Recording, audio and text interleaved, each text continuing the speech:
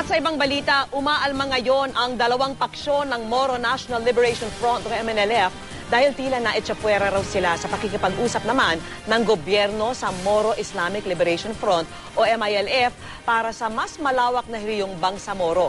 Nakatutok si Pia Arcangel.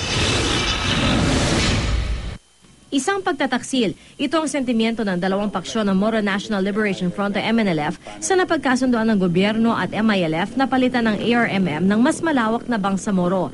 Ang paksyon ni Nur Miswari at ang paksyon ni Habib Mujahab Hashim ng MNLF Islamic Command Council kapwa na inis dahil nabaliwala na lang daw bigla ang napagkasunduan ng gobyerno at ng MNLF noong 1996.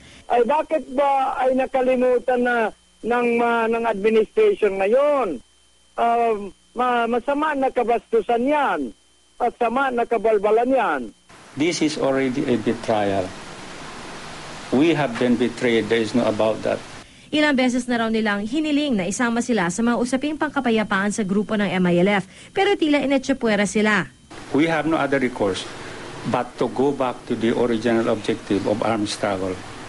Wala nang paraan eh. But we will also exhaust all remedies. This silence has been mistaken for weakness on our part.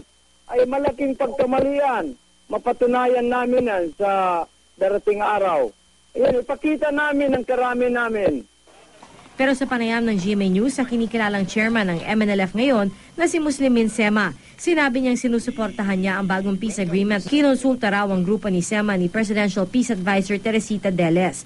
Nangako raw ang Administrasyong Aquino sa kanya na hindi mababaliwala ang kasunduang pangkapayapaan sa pagitan ng GRP at MNLF.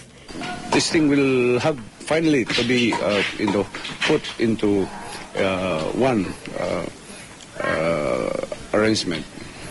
Ang MNLF ang kauna-unahang grupo ng mga Muslim na nag-aklas sa gobyerno noong dekada 70 para humiwalay sa Pilipinas bilang bansa ng mga Moro o Bangsamoro. Nang pumayag si Miswari na bigyan na lamang ng otonomiya ang mga Pilipinong Muslim, humiwalay ang grupo ni Hashim Salamat at nagtatag ng MILF.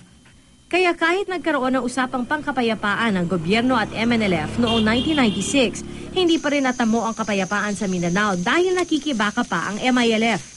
Ngayon, ayon kay Pangulong Aquino, pumayag ng MILF na isang tabi ang mithiin ng Moro Independence at sumailalim na rin sa otonomiya. Tinanggi rin ng Malacanang na hindi nila kinukonsulta ang mga grupong Muslim sa usapang pangkapayapaan. Precisely why we wanted the framework public so everybody can study it.